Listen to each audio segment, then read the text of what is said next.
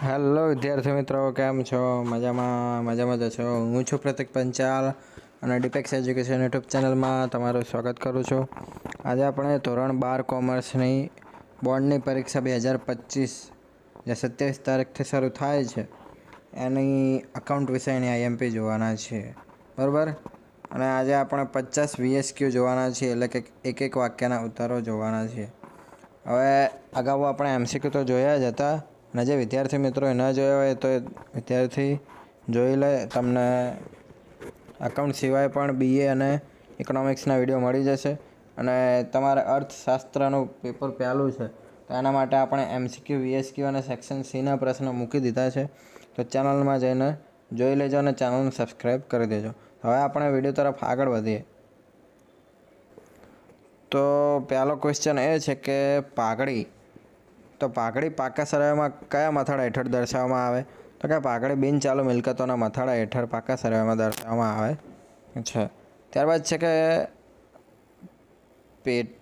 ભાગીદારી પેઢીના એકત્રિત નફાની રકમની વહેંચણી અંગેની નમૂનાની નોંધ લખો.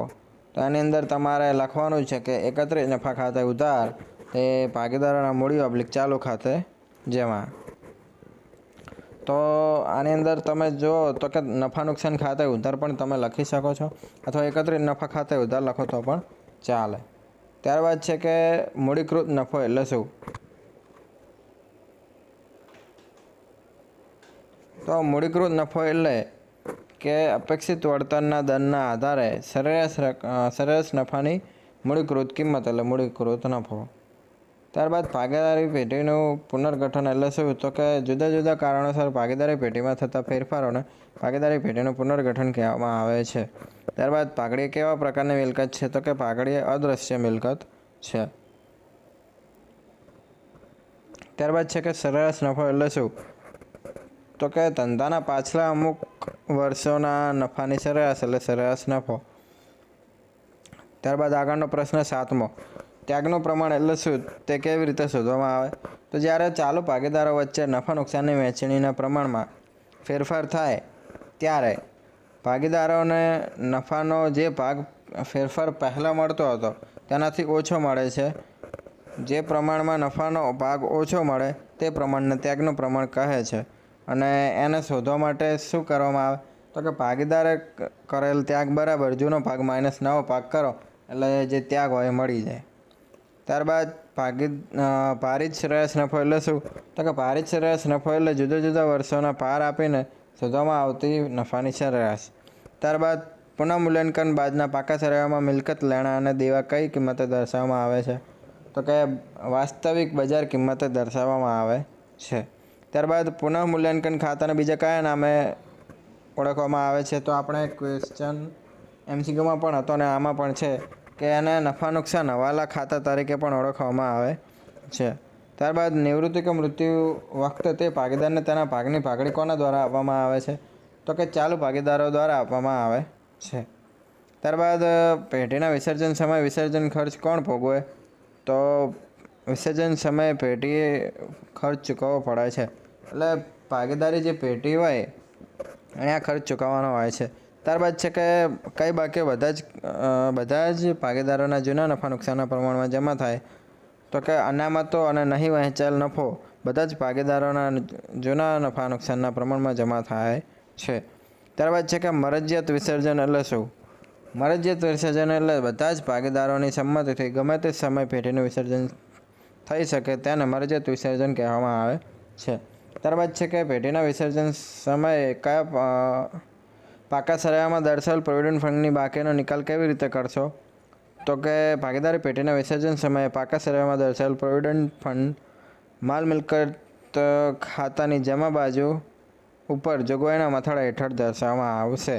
ત્યારબાદ છે કે ભાગીદારની નિવૃત્તિ કે મૃત્યુ સમયે પેઢીની નવી આંકવામાં આવેલી પાઘડીની હિસાબી અસર જણાવો. તો કે ચાલુ રહેતા ભાગીદારોના મૂડી / ચાલુ ખાતે ઉધાર, તો નિવૃત્ત કે મૃત્યુ પામેલ ભાગીદારના મૂડી / ચાલુ ખાતે જમા. હવે આની અંદર ચાલુ ખાતે કપાઈ ગયું છે, પણ તમે સમજી જજો કે ચાલુ મૂડી / ચાલુ ખાતે જમા થાય. ત્યારબાદ છે કે ભાગીદારી પેઢીના વિસર્જનની રીતો જણાવો. તો કે સામાન્ય વિસર્જન સરકારના હસ્તક્ષેપ સિવાય અને અદાલત દ્વારા વિસર્જન, બરાબર. ત્યારબાદ છે કે ભાગીદારની નિવૃત્તિના સંજોગો જણાવો. તો કે નિવૃત્તિના બે વિભાગ છે. પહેલું કે ભારતીય ભાગીદારી ધારા અનુસાર અને બીજું કે ભાગીદારની અંગત કારણોસર સ્વૈચ્છિક નિવૃત્તિ. ત્યારબાદ છે કે 19મો ક્વેશ્ચન, ભાગીદારી પેઢીનું વિસર્જન એટલે શું? તો કે કાયદાકીય દ્રષ્ટિએ પેઢીનું અસ્તિત્વ કાયમ માટે મટી જાય ત્યારે ભાગીદારી પેઢીનું વિસર્જન થયું કહેવાય. ત્યારબાદ નિવૃત્તિ કે મૃત્યુ વખતે ભાગીદારને તેના ભાગની પાઘડી કોના દ્વારા આપવામાં આવે છે, શા માટે? તો આગળ પણ આપણે એ જ ક્વેશ્ચન હતો, ખાલી આની અંદર નવું એ છે કે એના વળતર સ્વરૂપે આપવામાં આવે છે. તો એ પણ જવાબ આપણે જોઈ લઈએ. નિવૃત્ત કે મૃત્યુ વખતે ભાગીદારને તેના ભાગની પાઘડી બાકીના ભાગીદારો આપે છે ને ભાગીદારની નિવૃત્તિ કે મૃત્યુ વખતે તેના નફાનો ભાગ બાકીના ભાગીદારોને મળે છે, જેના વળતર સ્વરૂપે એને આપવામાં આવે છે. તમારો મેઇન જવાબ શું કે ત્રીજી લાઇનથી શરૂ થાય અને 5મી લાઇનમાં પતે છે, બરાબર. મેઇન જવાબ એ છે, કેમ કે આગળ તો આપણે એને સવાલ તો જોઈ નાખ્યો છે. ત્યારબાદ છે કે ભાગીદારીનું વિસર્જન એટલે શું? તો કે ભાગીદારીનું વિસર્જન એટલે કોઈપણ કારણોસર કોઈ ભાગીદાર નિવૃત્ત થાય કે મૃત્યુ પામે ત્યારે જે ભાગીદારીમાં ફેરફાર થાય તેને ભાગીદારીનું વિસર્જન કહેવામાં આવે છે. એટલે કે નિવૃત્ત થાય કે મૃત્યુ પામે તો ભાગીદારી પેઢીમાં કોઈ ફેરફાર તો આવવાનો જ છે, બરાબર. તો ભાગીદારીનું વિસર્જન કહેવામાં આવે છે, પરંતુ ભાગીદારી પેઢીનું વિસર્જન નહીં, આ ભાગીદારીનું વિસર્જન. બંનેમાં ફરક છે, કન્ફ્યુઝ ના થતા. જો કન્ફ્યુઝ થયા તો તમારો માર્ક ગયો સમજો. ત્યારબાદ છે કે જામીનગીરી પ્રીમિયમ અનામત ખાતું પાકા સરવૈયામાં ક્યાં દર્શાવવામાં આવે? તો કે પાકા સરવૈયાની મૂડી દેવા બાજુ અનામતો અને વધારાના મથાળા હેઠળ દર્શાવવામાં આવે છે. ત્યારબાદ છે કે માલ મિલકત નિકાલ ખાતાનો અર્થ સમજાવો. તો કે પેઢીના વિસર્જન વખતે મિલકતો અને દેવાના નિકાલ માટેની હિસાબી અસર આપવા માટે બનાવવામાં આવતું ખાતું એટલે માલ મિલકત નિકાલ ખાતું. ત્યારબાદ જામીનગીરીના આધારે ડિબેન્ચરના પ્રકાર લખો. તો કે જામીનગીરીના આધારે ડિબેન્ચરના પ્રકારો 2 છે. તારણવાળા ડિબેન્ચર અને ગીરવી ડિબેન્ચર કહેવામાં આવે છે અને તારણ વગરના ડિબેન્ચર અને સાદા ડિબેન્ચર કહેવામાં આવે છે. ત્યારબાદ છે કે કયા પ્રકારની ભાગીદારીમાં ભાગીદારની નોટિસ દ્વારા પેઢીનું વિસર્જન થાય છે? તો કે સ્વૈચ્છિક ભાગીદારીમાં ભાગીદારની નોટિસ દ્વારા પેઢીનું વિસર્જન થાય છે. ત્યારબાદ કાયદા દ્વારા ભાગીદારી પેઢીના ફરજિયાત વિસર્જનના સંજોગો જણાવો.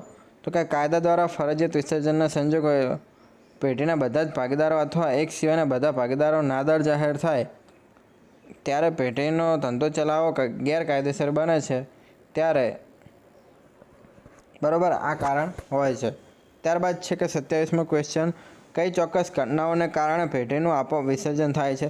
તો કે ભાગીદારી ચોક્કસ સમય માટે અસ્તિત્વમાં આવેલી હોય અને તે સમય પૂર્ણ થતાં એનું વિસર્જન થાય. અને બીજું કે ભાગીદારી ચોક્કસ હેતુ માટે ઊભી થઈ હોય અને તે હેતુ પૂર્ણ થઈ જાય, બરાબર.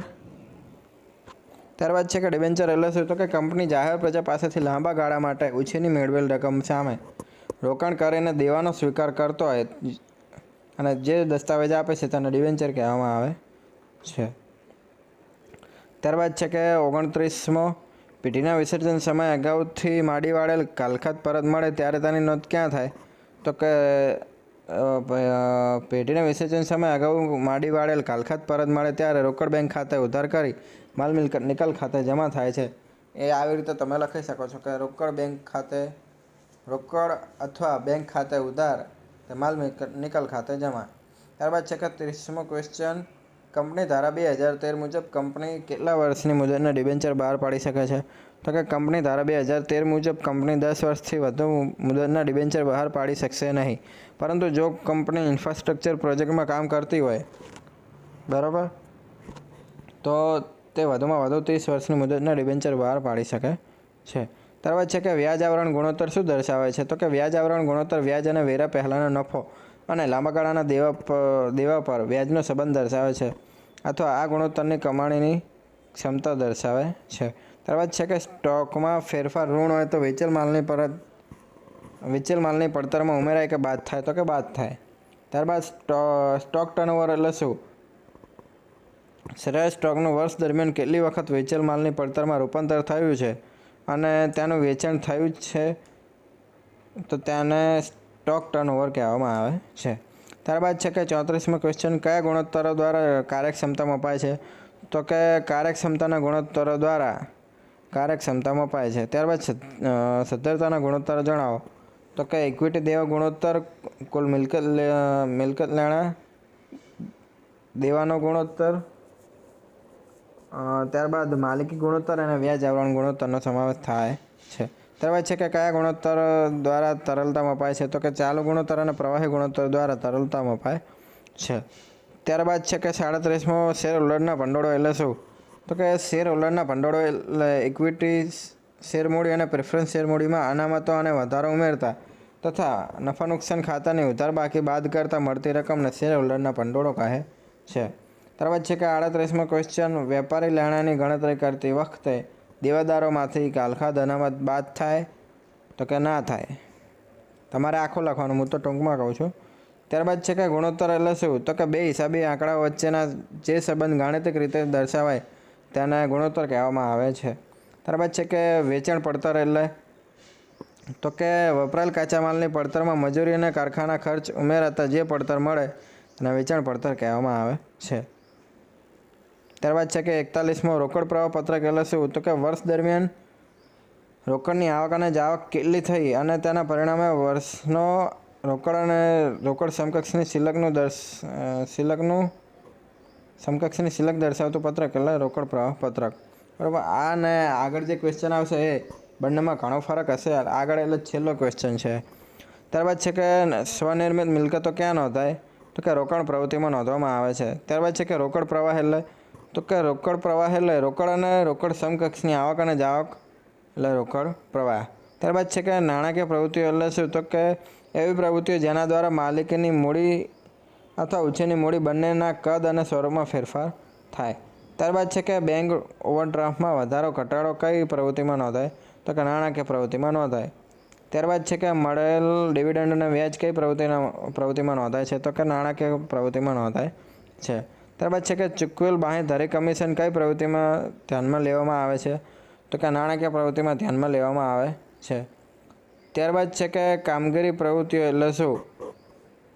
તો કે કામગીરીની પ્રવૃત્તિઓ એટલે ધંધાની ઉપજના સર્જનની મુખ્ય પ્રવૃત્તિઓ જે રોકાણ કે નાણાકીય પ્રવૃત્તિઓ નથી. ત્યારબાદ છે કે રોકડ વ્યવહાર છે પણ રોકડ પ્રવાહ નથી, તેનું ઉદાહરણ આપો. તો કે બેંકમાં રોકડ બેંકમાં ભરી કે રોકડ બેંકમાંથી ઉપાડી તે આનું ઉદાહરણ છે. ત્યારબાદ છે કે રોકડ અને રોકડ સમકક્ષ એટલે શું? તો અગાઉ આપણે જોયું એ જ મેં તમને ઓલું બનાવ્યા. બરાબર. 41મો ક્વેશ્ચન અને 50મો ક્વેશ્ચન બંને સેમ જ છે. રોકડ અને રોકડ સમકક્ષ એટલે શું? તો કે વર્ષ દરમિયાન રોકડની આવક અને જાવક કેટલી થઈ અને તેના પરિણામે વર્ષનો રોકડ અને રોકડ સમકક્ષની શિલક દર્શાવતું પત્રક, રોકડ પ્રવાહ પત્રક અને રોકડ પ્રવાહ બંનેમાં ફરક છે. બરાબર. એટલે 41મો અને લગભગ જોઈએ તો 43મો જે ક્વેશ્ચન છે એમાં બંનેમાં ફરક છે. બાકી 41મો અને 50મો ક્વેશ્ચન સેમ છે. બરાબર. તો એક બે ક્વેશ્ચન સેમ આપણે જોઈ નાખ્યા હશે, પરંતુ ટેન્શન ના લેતા. જે તમારા 47 કે 48 પ્રશ્નો છે એમાંથી તો તમારે પ્રશ્નો પૂછાશે જ. અને આ બધા IMP ક્વેશ્ચન છે એટલે આમાંથી તો પૂછાવાની પૂરેપૂરી સંભાવના છે. તો ચેનલમાં નવા હોય તો ચેનલને સબસ્ક્રાઈબ કરી દેજો, વિડીયોને લાઇક કરજો, શેર કરજો અને ડિપેક્સ એજ્યુકેશનને સબસ્ક્રાઈબ કરજો. અને આની PDFની લિંક તમને નીચે ડિસ્ક્રિપ્શનમાં મળી જશે. ઉપરાંત વોટ્સએપ ગ્રુપમાં અને ટેલિગ્રામ ચેનલમાં પણ મળી રહેશે. તો બંને જગ્યાએ જોઈન કરી લેજો. અને તો પણ તમને PDF ન મળે તો મને વોટ્સએપમાં પર્સનલી મેસેજ કરજો, પરંતુ તમારે ગ્રુપ જોઈન કરેલું આવવું જોઈએ, તો જ તમને પર્સનલી મળશે PDF. અને ઇન્સ્ટાગ્રામ પેજનો ફોલો કરી દેજો જેથી તમને અગાઉથી ખબર પડે કે આ વિડીયો આવવાનો છે. બરાબર. તો ચેનલને સબસ્ક્રાઈબ કરવાનું ભૂલતા નહીં. મળીએ આવતા વિડીયોમાં. ત્યાં સુધી ટેક કેર. જય હિન્દ, જય ભારત.